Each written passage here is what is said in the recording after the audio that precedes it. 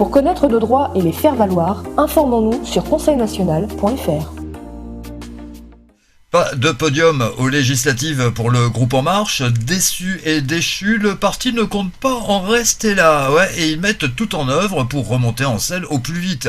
Première étape, ce sera en juillet, sachant que le président de la République est en roue libre. Il y a de bons espoirs de le voir victorieux au Tour de France. Soyez les bienvenus dans La France Libre, une émission du CNTF-CH avec Bruno, avec Philippe, avec Jean-Pierre. J'ai l'impression que mon petit billet d'humour n'a pas fonctionné. Mais si, je suis en train de sourire. T'as pas vu, Sylvain? C'est toi qui as le maillot jaune, Sylvain. Oh, je dirais pas ça. En même temps, j'aurais du mal à l'endosser. Voilà. Donc oui, alors on espère qu'on ne rentre pas dans l'hiver politique avec ce qui nous attend à la fin de cette semaine, c'est-à-dire dans 3-4 jours, et que cet hiver politique pourrait nous emmener dans des situations que personne ne souhaite, évidemment. Donc on va pas noircir le tableau ni le rafraîchir, quoique il y a quand même matière, puisque au Groenland, il y a des mesures qui sont faites régulièrement, notamment en été, de la fonte de la glace. Normalement, les glaces fondent en été. Ça paraît aussi bête que ça dans l'hémisphère nord, évidemment. Et donc, qu'est-ce qui se passe? Non seulement la glace ne fond pas, mais la glace se reforme. Alors c'est quand même très étrange et ça se mesure en gigatonnes, pardonnez-moi, ça se mesure en gigatonnes et il n'y a jamais eu autant de glace dure en été que depuis que les mesures sont faites, depuis je crois 1980 ou 81. Donc ça fait quand même des raisons de se poser la question, mais où se cache le réchauffement climatique? C'est vraiment quelque chose d'important. Quel est le lien entre ce réchauffement climatique dont on nous parle et puis ce refroidissement général? Alors je dis général pourquoi? Parce que par effet je dirais de voisinage probablement, hein, eh bien le Groenland, qui est un immense continent, doit affecter évidemment les températures de l'Europe tout entière, et y compris de l'Europe, au-dessus de la Méditerranée, donc l'Europe. Et on en veut pour preuve la température que nous avons au niveau du 45e parallèle, qui sont tout simplement fraîches pour la saison, ce qui n'est pas désagréable, loin de là, mais ce qui est inhabituel. On voudra bien quand même s'en rendre compte, y compris chez les réchauffistes, ceux qui nous disent que la Terre est en train de se réchauffer. Voilà ce que je voulais dire en introduction. On parlera un peu de température au sens propre et au sens figuré après l'intervention de mes camarades. Alors Philippe, oui, les réchauffistes maintenant ont changé finalement de parole, c'est-à-dire qu'avant ils parlaient de réchauffement climatique et maintenant ils parlent de bouleversement et de changement climatique. Donc ça veut tout dire. Ça veut tout dire qu'en fait les rapports du GIEC sont de plus en plus contestés par des véritables scientifiques qui ne sont pas dépendants de l'oligarchie qui essaye de nous gouverner et de nous remplir la tête avec des fausses informations inventées de toutes pièces. Alors moi je vais, pour une fois n'est pas coutume, je vais parler de nos émissions que nous faisons actuellement. Je vais d'abord remercier, mais vraiment remercier, tous nos fidèles spectateurs qui regardent nos émissions 3 fois par semaine et qui s'inquiètent d'ailleurs à chaque fois qu'il y a un petit peu de retard ou à chaque fois qu'une émission ne peut pas se faire pour des raisons X ou autres ou des raisons techniques. Et donc je le remercie beaucoup, car petit à petit, on voit notre audience qui augmente tout doucement, petit à petit, d'une manière sérieuse. Je voudrais aussi dire qu'au CNTCH, au CNTF-CH, nous avons d'autres moyens d'information du peuple. Notre but étant, comme vous le savez tous, d'informer et d'agir par le droit et non pas par la violence et par l'insurrection. Donc, nous avons d'autres moyens d'information, des moyens dont Philippe vous a déjà parlé, notamment un certain nombre de lettres de mise en demeure, mais aussi d'autres travaux qui sont faits et qui ne sont pas forcément visibles dans nos émissions. Mais ça n'empêche pas que nos émissions ont un rôle important parce qu'elles nous permettent de garder le lien entre nous tous. Elles permettent aussi d'avoir une liberté de parole. Et comme souvent l'a dit Sylvain, ici, la parole est libre et en même temps, nous sommes à la fois des gens qui faisons de l'improvisation, mais en même temps qui collent à l'actualité. Parce que le fait de coller à l'actualité, ça montre à chaque fois comment le Conseil national de transition français canal historique peut résoudre et pourra résoudre les problèmes qu'on rencontre actuellement, aussi bien en France que dans le monde. Les solutions, nous les avons travaillées d'une manière sérieuse depuis des années, par cerveau collectif, au niveau des commissions. que ce soit au niveau de la structure qui est à mettre en place pour réaliser une véritable transition qui va remplacer la République mourante qui existe actuellement, et en même temps un programme qui permettra de redonner sa fierté et sa grandeur à la France, et en même temps de donner le pouvoir réel au peuple français dans une vraie démocratie telle qu'elle a existé à Athènes il y a 2500 ans. Et donc là aussi, je lance un clin d'œil à Jutta Angelaki, qui nous suit régulièrement, même quand elle ne vient pas dans nos émissions. Et donc, je vous rappelle son livre qui s'appelle donc La démocratie assassinée d'Ephialtis, qui raconte ce qui s'est vraiment passé à Athènes pendant les 140 ans de démocratie, indépendamment de toutes les fausses informations qui ont pu nous être données depuis 2500 ans par l'oligarchie. Et donc, nos émissions permettent aussi aux adhérents, s'ils le veulent, de venir participer à nos émissions. S'ils ont envie, par exemple, de parler d'un thème particulier ou de quelque chose, d'une expérience qu'ils ont vécue ou d'une information ou qu'ils ont pu filmer, parce que tous nos adhérents peuvent aussi avoir le rôle de journaliste, de pouvoir apporter des informations en direct. Et c'est ce qu'il y a de mieux au niveau de l'information, c'est avoir des informations par des témoins directs. Alors, on a aussi d'autres canaux. Chacun sait qu'on a, par exemple, notre ami Maître Z qui fait beaucoup d'émissions sur un certain nombre de canaux, de chaînes sur Internet. Et donc, tout ça vient en complément et d'une manière harmonieuse. Ça permet à tout le monde de pouvoir s'informer sur ce que nous faisons et en même temps sur notre réaction vis-à-vis de l'actualité et vis-à-vis des choses qui peuvent se passer dans le monde actuellement ou dans le futur ou même dans le passé.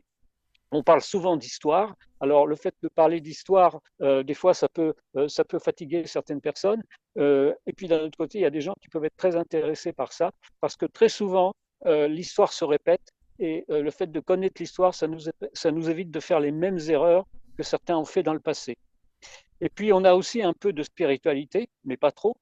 Parce qu'il faut avoir les pieds sur terre, mais aussi avoir la tête dans les étoiles et penser que nous sommes des humains et qu'à partir du moment où nous sommes des humains, eh bien, il faut avoir une pensée humaniste. Et là, je fais référence à notre ami Jean-Pierre qui est souvent avec nous et qui a souvent des paroles extraordinairement subtiles et spirituelles. Voilà ce que je voulais dire pour commencer. Oui, Jean-Pierre. Oui, j'aimerais ajouter que tout acte en harmonie avec l'univers est forcément spirituel. Compter de l'argent, c'est un acte spirituel si cet argent est utile à la vie. Je sais pas moi, manger, c'est un acte spirituel. Et la preuve, c'est que les chrétiens en ont fait un acte de communion. Tous les actes de la vie, y compris repasser ses vêtements, ce qui n'est pas le cas pour moi, je les plie le plus méthodiquement possible, mais le fer à repasser, je ne sais pas faire. Mais ne pas savoir faire quelque chose et le connaître, c'est aussi une reconnaissance spirituelle. Connaître notre ignorance, ça c'est un acte spirituel. Et donc, tout est spirituel du moment que c'est appliqué dans la vie de tous les jours et que c'est utile à la vie. Merci d'avoir entendu. Merci Jean-Pierre, nous allons regarder l'actualité en images et écouter la bonne parole du général Coustou et on se retrouve juste après. J'ai quelques ouvrages, la liste n'est pas exhaustive. Macron, le fossoyeur de la France. Macron, le grand liquidateur. La France vendue à la découpe. Les liquidateurs, l'homme qui n'aimait pas la France. Les traîtres, il y en a bien d'autres. Et puis, il y en a un que je n'ai pas, qui est la cerise pour le gâteau, Le traître et le néant, écrit par messieurs Davé et Lhomme, qui avaient eux-mêmes interviewé le précédent président de la République. Le voilà l'ennemi, celui qui détruit la France. Ce n'est pas une menace, il est présent, il agit selon un logiciel qui n'est pas le nôtre. Il piétine la Constitution. Il est l'ennemi du peuple français parce qu'il veut faire de la France ce que les Français ne veulent pas qu'il fasse. Qu'est-ce qui va en France aujourd'hui? L'armée est chargée de défendre le peuple français, la France et le peuple. Je suis président d'honneur de Place d'Armes, qui a pour raison sociale d'entretenir le lien entre l'armée et la nation. Qu'est-ce qui va bien en France aujourd'hui?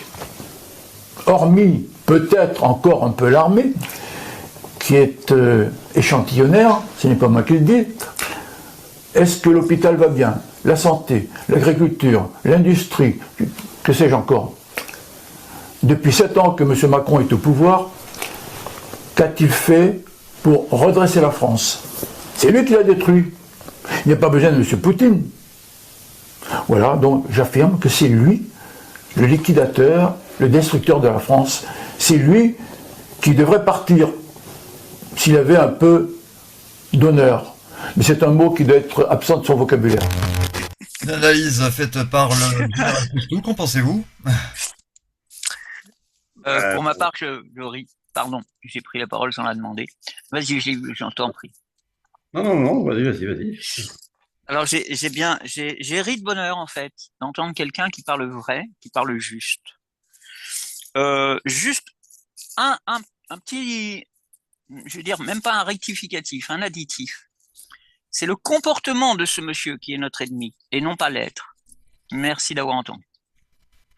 Oui, c'est vrai, Jean-Pierre. C'est vrai, Jean-Pierre. Oui, Philippe.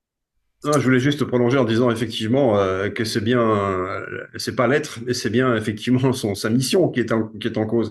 Nous savons au CNTFCH, peut-être que monsieur Coustou, général Coustou, n'a pas osé ou pas voulu le dire, mais monsieur Macron ne peut agir autrement que sur ordre. En l'occurrence, c'est soit les ordres qu'il prend du peuple, ce qui n'a pas l'air d'être le cas, soit des ordres qu'il prend d'ailleurs, évidemment, et on pense bien entendu à l'Europe, d'une part, et à Washington en deuxième lieu. Et notamment en ce qui concerne l'armée et l'OTAN. Donc, le général Coustou est bien placé pour savoir que les forces françaises désormais obéissent à l'OTAN. Donc voilà, donc il ne s'agit pas de peut-être qu'il ne nous aime pas, il s'agit que sûrement il veut nous détruire. Voilà, c'est plus dans ce sens-là que je dirais les choses. Voilà. Oui, Philippe, moi je voudrais dire aussi qu'il est temps que l'armée se réveille, mais parce qu'en fait, depuis 2017, quand le général de Villiers a démissionné, il y a eu, je dirais, une rupture idéologique, et une rupture peut-être plus profonde que ça entre l'armée et le président Macron. Et donc l'armée ne dit rien, comme on dit, c'est la grande muette, mais peut-être qu'elle va finir par dire quelque chose et par bouger. Parce que je pense qu'aucun de nos militaires français n'a envie d'aller se faire tuer en Ukraine. Donc voilà ce que je voulais dire aussi. Et le général Coustou est quelqu'un d'éminent, quelqu'un d'important.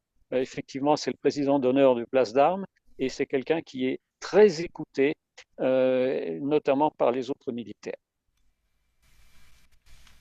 Voilà, donc on consacrera peut-être d'autres émissions, général Coustou. Pour l'instant, on peut peut-être enchaîner sur la suite du programme, Sylvain. Absolument, nous sommes en juillet, les débats sont pleins, donc nous allons en profiter puisqu'il ne se passe pas grand-chose médiatiquement, justement pour réfléchir à quelles dispositions avant l'hiver pourrait prendre donc le CNTF-CH. Je veux bien rebondir sur cette question. Alors d'abord, avant qu'il y ait l'hiver, hein, parce que là, il y a un petit jeu de mots, puisque nous sommes presque en hiver aujourd'hui. On est le 3 juillet et nous avons à peine 20 degrés dans les endroits où d'habitude on a 30, assez couramment 30 degrés, quoi. Donc il y a quelque chose de l'ordre de l'entrée dans une période froide. Et à corréler évidemment avec les élections, enfin l'élection qui va avoir lieu des législatives en France. Donc j'ai envie de dire, prolongeons tout cela dans un hiver plus certain, qui est le mois de novembre prochain, qui nous annonce toujours l'hiver, bien sûr, où nous aurons droit aux élections américaines. Donc il y a 2 élections qui se passent, l'une dans un hiver réel, mais pourtant en été, et l'autre dans un hiver à venir, qui est le mois de novembre.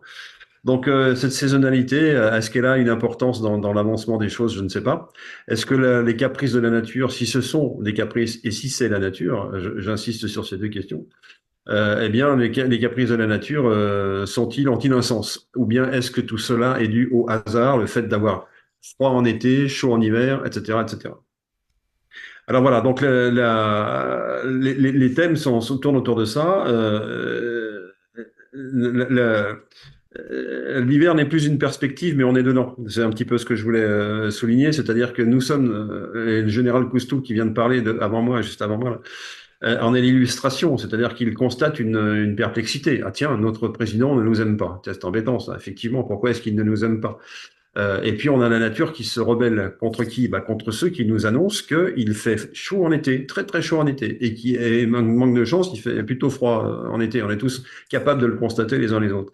Donc quel est ce jeu étrange entre les effets d'annonce? On vous annonce, c'est des organismes officiels évidemment, hein, qui nous annoncent qu'il va faire très chaud et que c'est la canicule et qu'il faut absolument faire ceci, faire cela. Toutes choses qui vont toujours dans le sens de restriction de nos libertés, évidemment, hein. Et puis, on nous annonce d'autres choses. On nous annonce que ça y est, hein, c'est pratiquement fait, c'est pressenti, hein. Il y a une pandémie qui est pressentie, qui est une pandémie de H1N5, c'est-à-dire la fameuse grippe aviaire qui se transmet, figurez-vous, à la vache. Je ne savais pas que c'était aussi volatile, si je puis dire, en parlant d'un virus, enfin d'un virus ou de quelque chose qui ressemble à un virus. Et d'autre part, ça se transmet également, ça peut se transmettre à l'homme. Alors ça peut, mais c'est pas sûr. Est-ce qu'on a des cas? Pas vraiment, mais on pourrait en avoir. Donc il s'agit déjà de déclarer la pandémie. Donc on voit bien que cette manipulation, c'est un petit peu à l'image du réchauffisme, on cherche à nous faire peur et ça tombe à plat, puisque nous avons eu aussi bien avec le Covid l'exemple d'une petite maladie qui a généré beaucoup de vaccinations et qui a généré beaucoup de torts, très probablement liés à la vaccination. Et là, je n'invente rien. Au sein du CNTFCH, nous n'inventons pas, nous nous appuyons sur les textes scientifiques, n'est-ce pas? Donc, et aujourd'hui, s'il doit y avoir une grippe aviaire qui intervient, quelle sera son influence sur la santé des humains? Et a priori, d'après toutes les écoutes que nous pouvons avoir, d'après les scientifiques sérieux, aucune ou très faible, à la marge. Voilà. Donc il n'y a pas de panique, il n'y a pas du tout de panique. Or, il semblerait que le produit le plus important, le sentiment le plus important à sortir des journaux et des médias, c'est la panique, c'est la peur, peur, panique. Voilà.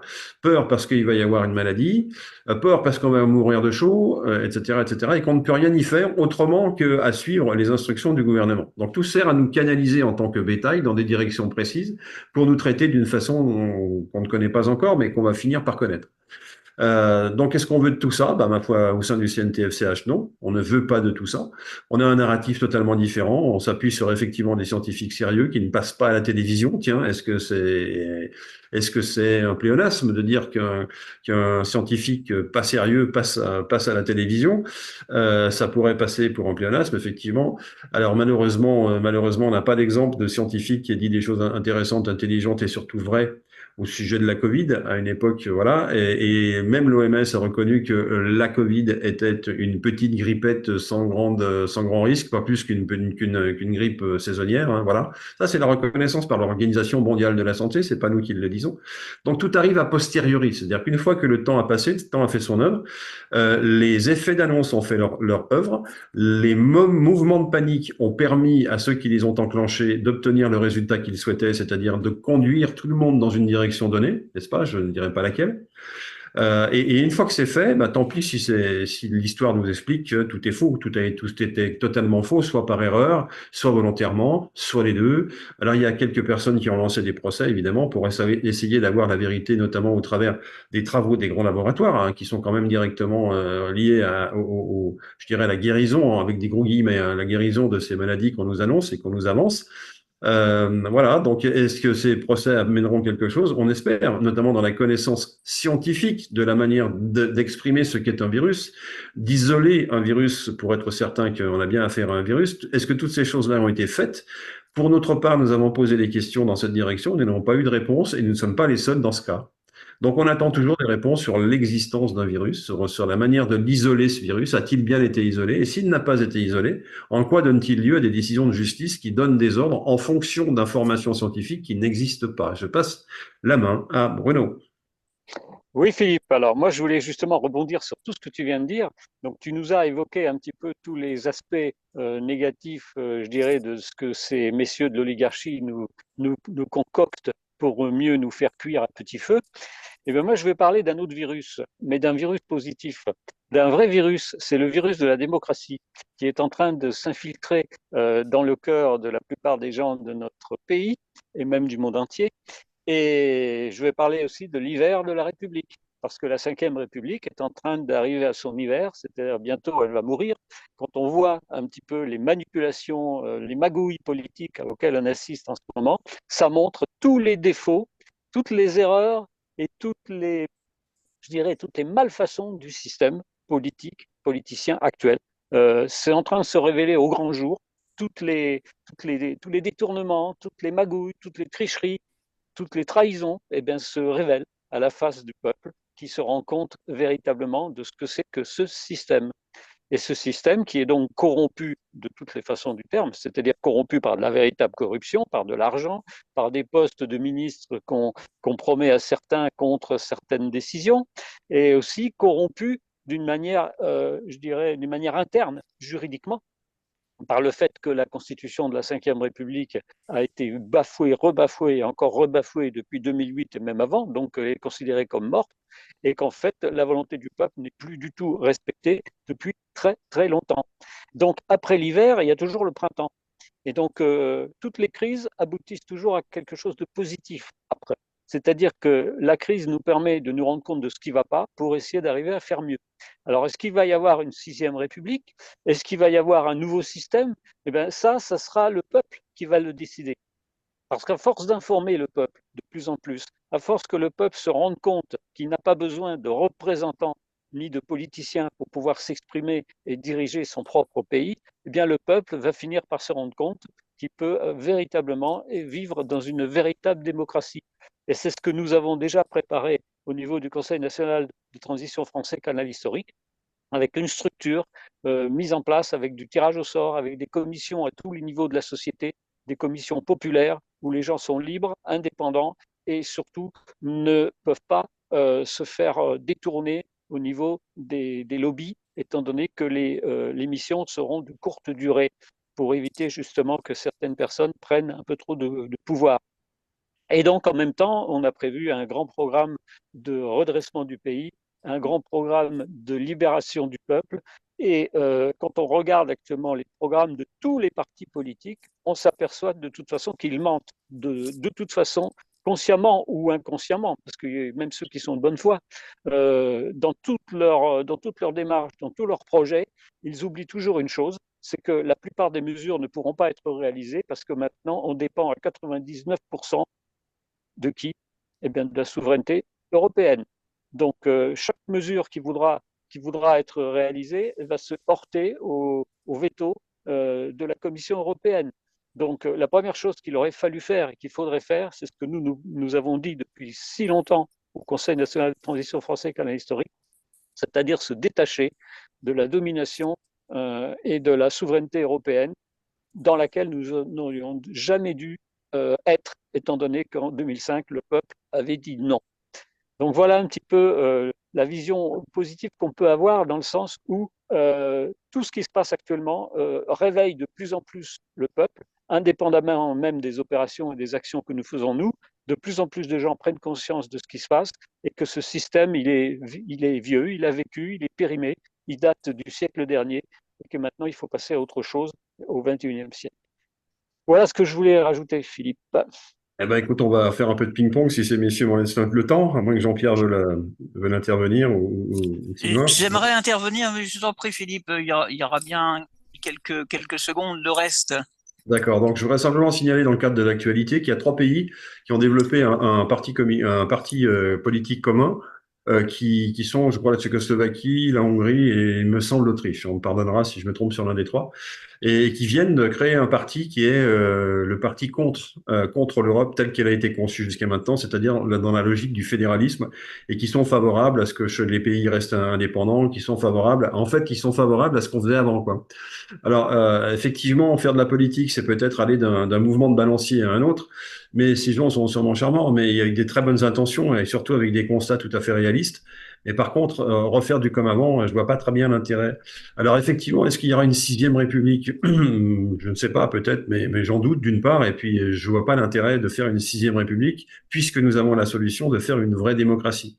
Alors, la démocratie, c'est un mot que tout le monde a entendu 100 fois, 1000 fois dans sa vie, mais dont, en fait, peu de gens connaissent le véritable sens, non pas que nous soyons ignorants ou bêtes, mais simplement qu'on nous laisse dans l'ignorance et la bêtise, forcément. Depuis notre enfance, bien sûr. Alors, il y a des grands spécialistes de la région, de la période de la démocratie, hein, donc du 5e siècle avant Jésus-Christ, il en existe, Il y a des gens qui sont spécialistes de la philosophie, de l'histoire. Effectivement, il y a Thucydide qui était dans la boucle. Il y a un certain nombre de personnages connus de ce théâtre de l'Athènes antique démocratique. C'est une sorte de théâtre, on en connaît les principaux acteurs.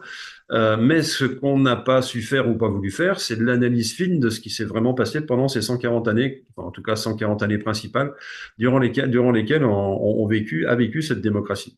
Donc ça, c'est le point le plus important. Et effectivement, il va falloir comprendre une chose, c'est qu'il faut choisir définitivement entre faire de la politique politicienne avec des représentants, d'une part, virgule, ou bien faire de la démocratie, qui sont deux mondes différents. Dès qu'on comprend ça, on s'intéresse véritablement au vrai sujet et on peut commencer à enseigner à des gens. Oui, Bruno, tu voulais dire quoi?